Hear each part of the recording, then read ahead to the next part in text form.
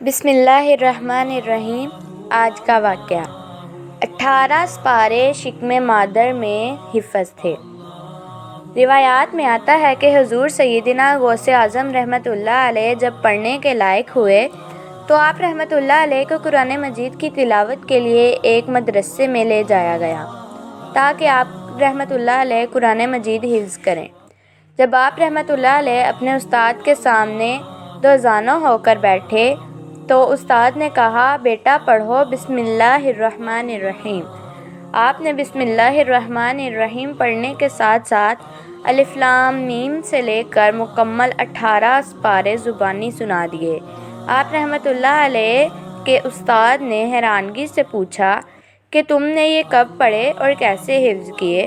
آپ رحمۃ اللہ علیہ نے فرمایا کہ میری والدہ ماجدہ کو یہ 18 سپارے یاد ہیں اور وہ ان کو اکثر پڑھا کرتی تھی جب میں شکم مادر میں تھا، چنانچہ یہ 18 سپارے بارہا سنتے سنتے مجھے یاد ہو گئے۔